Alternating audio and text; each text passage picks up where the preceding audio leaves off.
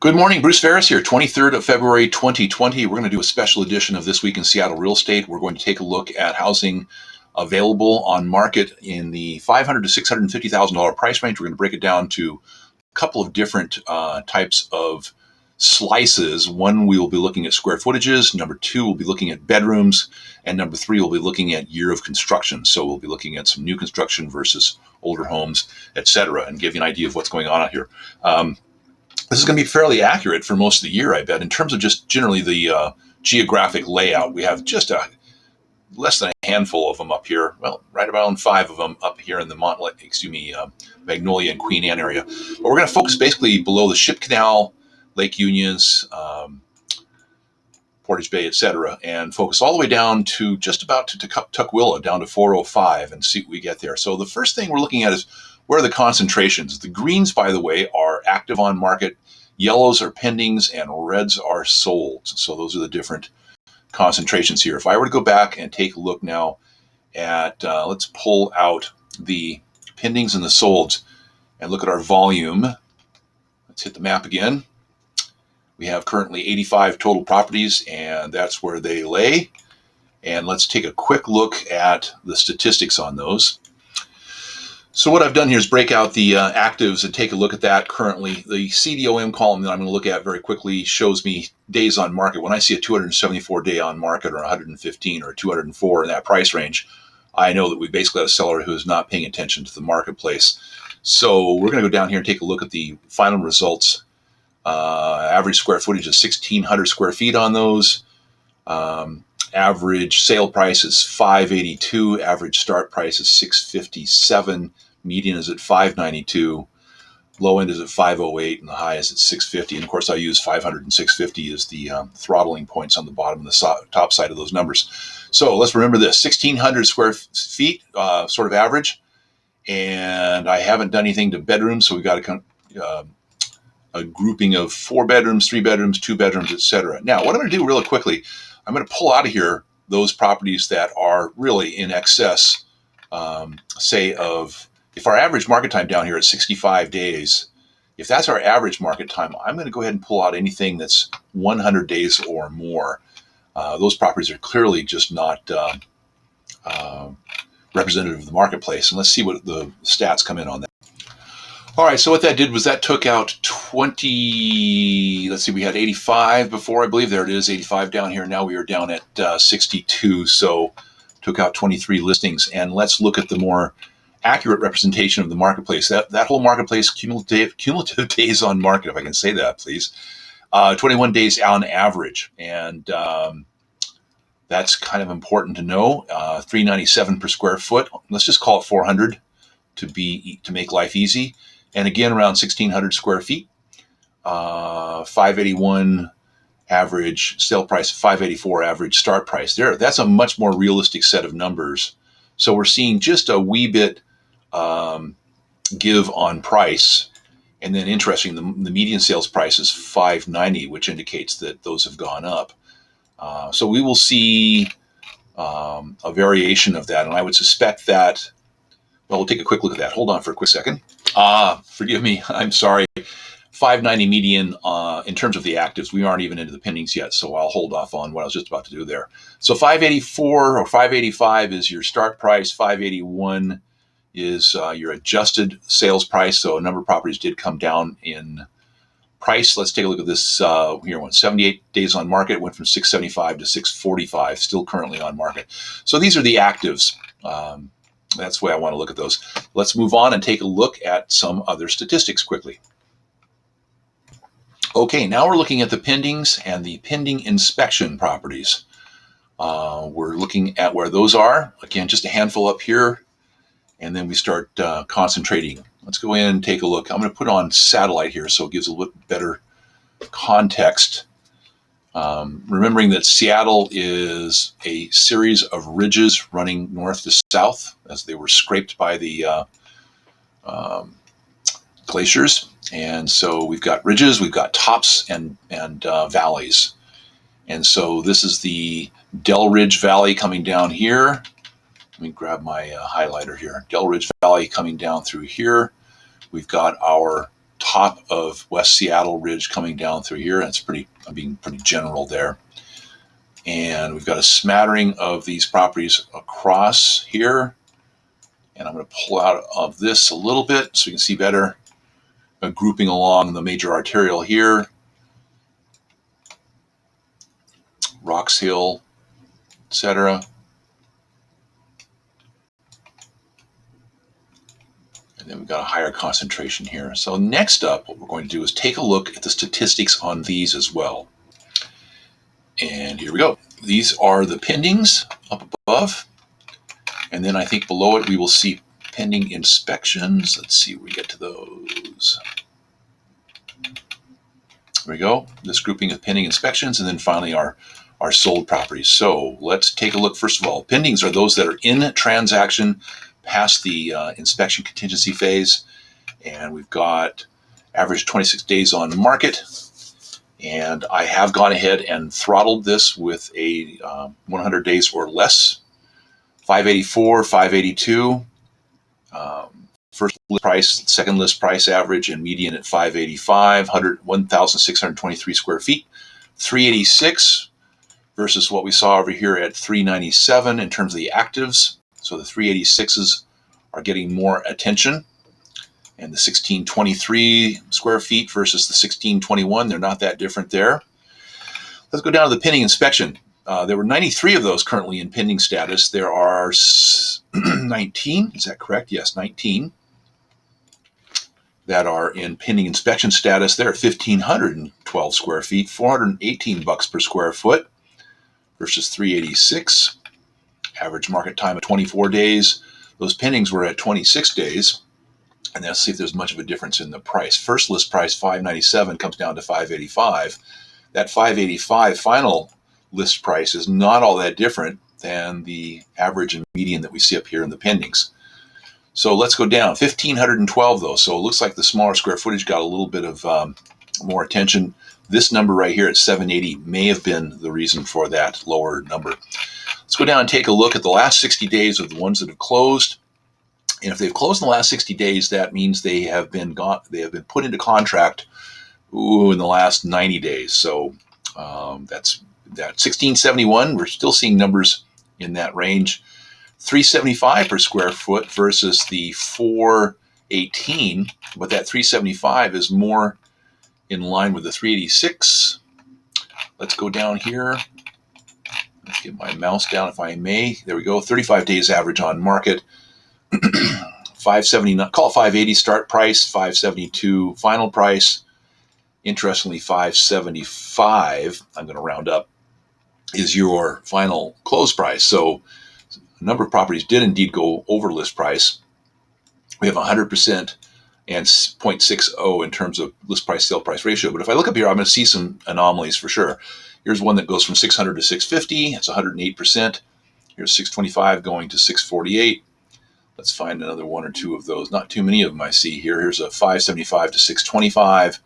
Here's a 6 to 620.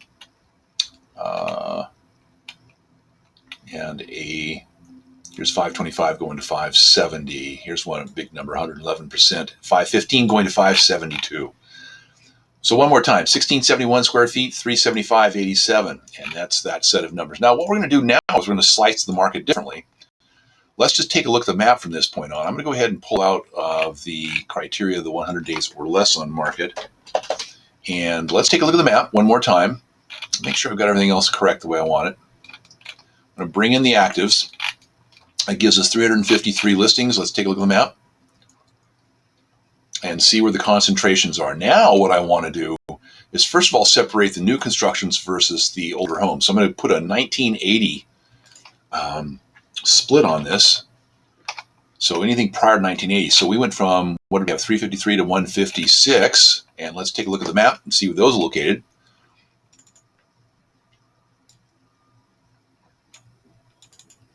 See quite a few down here in the Skyway, Rainier Beach and Lake, I believe it's called Lake Ridge. There we go, Lake Ridge area. That's a very popular neighborhood. Come back up again. There's the breakdown in the south end, and here's the breakdown in the central area. And these are prior to 1980. Let's see what we get here for 609. So this is that's just simply a piece of raw ground for 609,000 pending. All right. Well, let's go back on that and return to map. Take that out. So I think that's probably telling about what we can get up there. Here's a 3-bedroom. Sold as $595. And that was 3 beds. Its square footage was 1570. There you go. Okay, let's pull back out on the map. Take a look at this. And now what we're going to do is break this back out a little bit and take a look at which of these 1980 or sooner properties were 2-bedroom or more, or less, excuse me. So let's go with just with the 2s. Now we have 31 of those, and let's see where those lay. Okay. Understandable, right along there. That's some of the most expensive real estate in Seattle right there. Here we have got some of the West Seattle section. Coming across here. Now let's go ahead and break that back out and drop in 3 bedrooms. And for that, we end up with 53 listings. We do have these couple up here. Let's take a look at what something for 3 bedrooms gets you up in Magnolia. 110-year-old ready for serious attention or something altogether new. So my suspicion is, let's go back and do that again. I think we can just rule out Magnolia, frankly. Let's see if I'm going to eat my words. Turnkey starter with 3 bedrooms, 1,500 square feet. Pending after 5 days, and they were going to do review of offers on the 12th, and they did, so they probably had multiple offers on that one. Let's take a quick look here. This is a very typical Magnolia box, we call it. A little small home. And dated but semi-finished basement. Okay, so back up here. I'll go ahead and leave that in then for fun. Map. And let's do this then. We are at 3 bedrooms, and we're seeing where the listings lay on that. Now we're going to go to 4 bedrooms and see what we get with that. And our numbers show us 55. And that definitely takes us down in the south end. Nothing up here. And a smattering. Now let's do the same thing, but let's break this. Instead of saying in bedrooms, let's look at square footage. So let's first start with 1,500 or less. How many of those we've got? And that's 59 of them. Oh, interesting. Let's go 1,000 or less. You can see this is sort of a real-time game doing this. We have 17 properties that are 1,000 or less, and they are probably going to be in the more expensive locations and obviously have a higher price per square foot. Well, let's go to 1,500 now. We get 43 of those. Map them.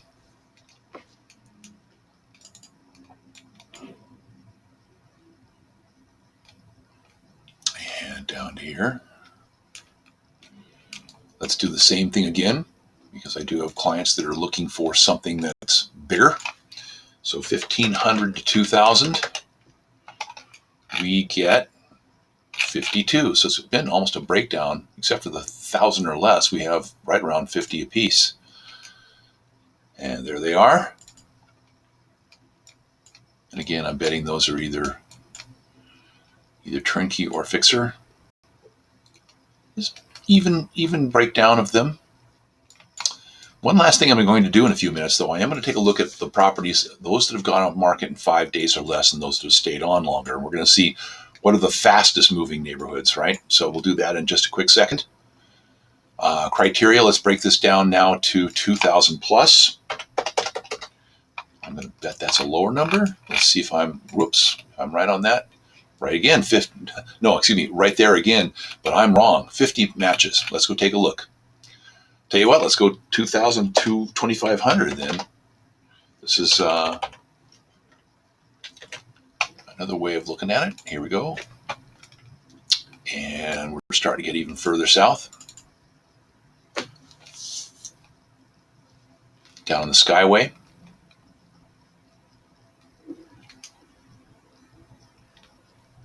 Along the Del Ridge corridor there. Let's go 2,500 plus. Maybe this is where we start seeing the low numbers. There we go, down to 15. I had a feeling it was going to break at some point, but I wasn't sure it was going to be that high. And we get even further. The grouping gets further south. Or the concentration, I guess, is the right word. So let's do this. We're going to now take a look at. I'm going to take out the square footage, excuse me, and I'm going to go to 1980 plus. And let's just take a look at what happens with new construction. And what's our number on that? We have 198. Call it 200 to be fun. And let's see where the breakdown is. Now, more often than not, the new constructions will be mostly along arterials. So here's Rainier coming down. That's a generalization, but often holds true. Here we go, seeing the same thing coming down along Martin Luther. Here's 15th major arterial, Beacon Avenue. There's Del Ridge coming down.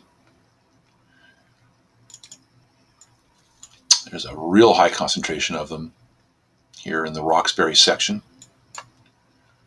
Here we got the same thing coming along. What is that arterial there? That is Fauntleroy. And here's California. I believe this is 35th over here. Am I right? Here we go. Nope. Just off of 35th. So that's what you see in terms of new constructions. That's where they are currently laying. And let's see. I'm going to suspect that most new constructions are going to be 3 or 4 bedroom, primarily 3. Let's see if I have any accuracy in that. We're at 198. I'm going to put 3 in and see what our number comes back at. 92, half of it. Or less, just a little bit less than half. How about 4? 23 on that. How about 2?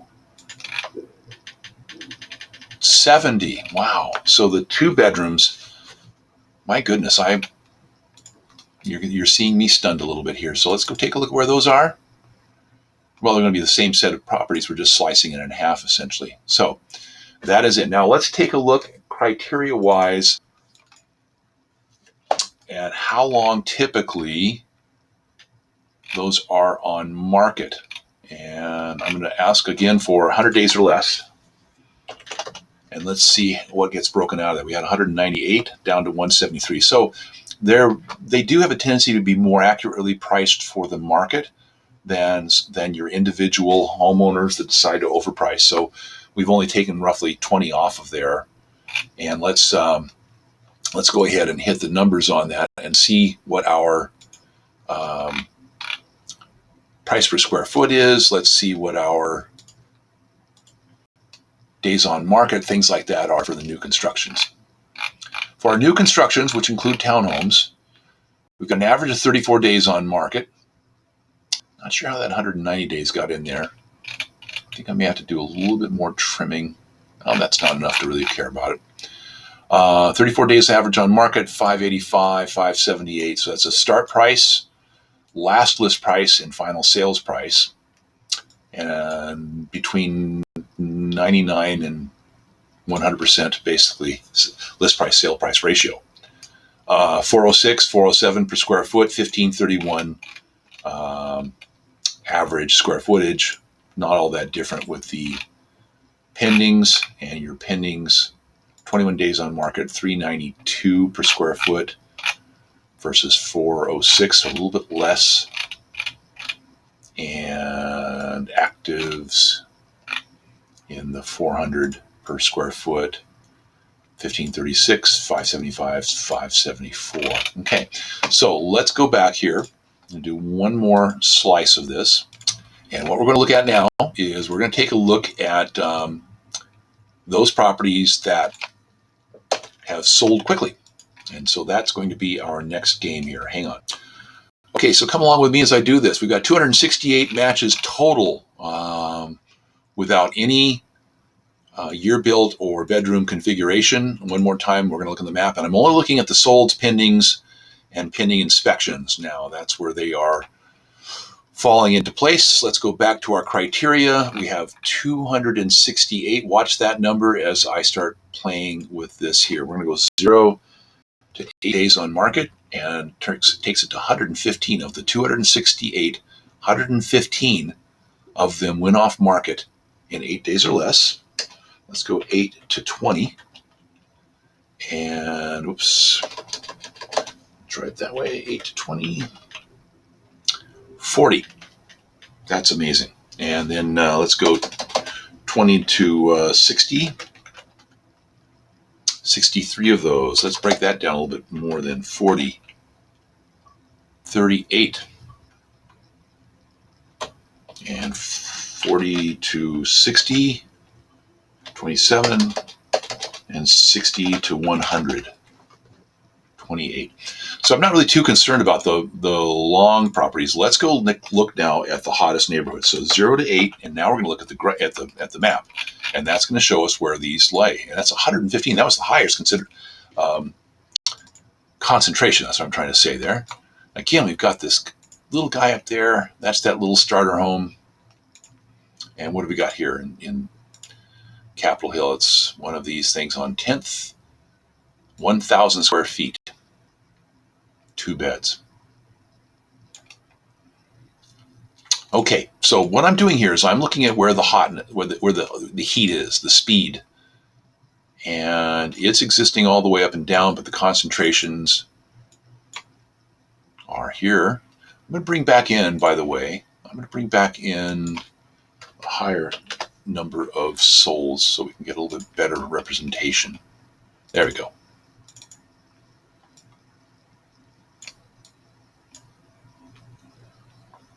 Okay, and then along here in Beacon Hill.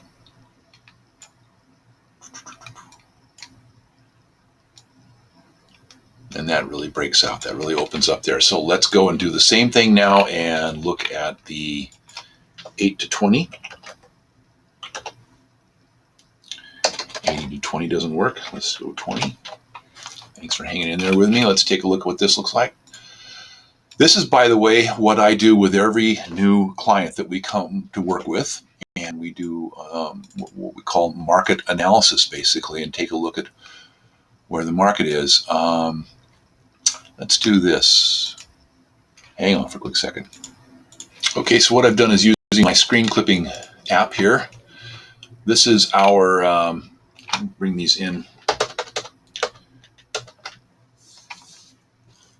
There's our 0 to 8, and here is our 8 to 20. Here's our 20 to 50,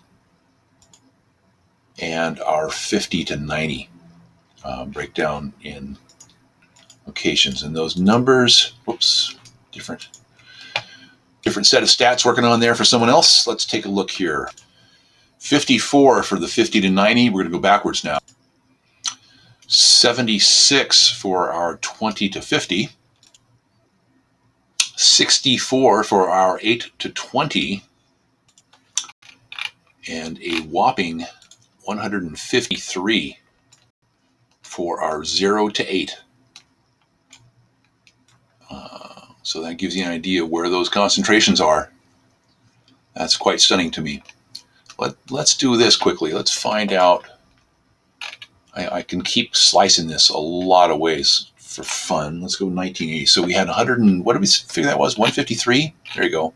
153. I'm going to drop in 1980 or less and see how many of those. 72. Huh. So let's go with 180 plus. That saves me having to embarrass myself with my bad math. 81. So 81 newer constructions sold in 8 days or less in that area versus 72 of the 1980 or earlier. So there's your breakdown. Let's take a look at that map. I'm going to clip this really quickly. Hang on.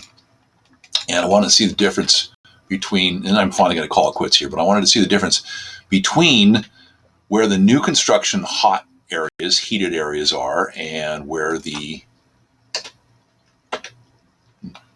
1980 previous are. Let's go do that. 72. Yeah, we got that one up there. I'll pull that in as well. All right, now let's look into the clipper aspect of that. Okay. So that is the 1980 or earlier. And this is the, well, there's just a higher concentration along the arterials, but the locations, I must be doing something wrong here. Hang on, I apologize. No, it was okay. I realized what I was doing. I was just concerned that it didn't seem there were as many on this. This is the new construction, but really it's just because there's such a high concentration along the arterials. That's why you'll have groupings of 4 and 6 and 8 properties selling basically in the same address because they've been built together as townhomes. Where these are more spread out, so it looks like there's more of them, but this is actually a lesser number. So that is it. That is the breakdown. And while I've got you here, let me bring you up to speed on a couple things on our website. We've got our weekly blog, and in that I do a weekly and sometimes bi-weekly breakdown of what the current market conditions are. This has actually changed in the last few days, so you'll want to check in on that. And this is information about us on the team, about Team Bruce and Donna, about us individually, and here are our buyer representation information, our commitment to our purchasers, what we like to make sure that we're doing. This is all our work. This is not some boilerplate from the company. This is it. And you very likely may know somebody from our clients talk page where clients have spoken about us. And that's about it. Let me try if there's anything else out here. Tools. We use HomeSpotter with our buyers, and we also use Slack for our communications. If you're open to it, we really recommend that. We have a page called the Search Assist page that helps our buyers figure out as much as they possibly can about the neighborhood that they're currently checking out. We give you information on how to look at properties and what we can do in a multiple offer situation, which we sometimes find ourselves in. So with that, it is time to shut this down. I don't have a timer over here, so I have no idea how long it's been, but it seems like it's been forever. And if you've hung in here this long, kudos to you. Look forward to meeting you if we don't know each other already. And if we do, that's what's going on in the marketplace if you're in the South End. And don't hesitate to reach out and give a call or an email or a text if you want to get a hold of us. And other than that, I'm signing off. Take good care.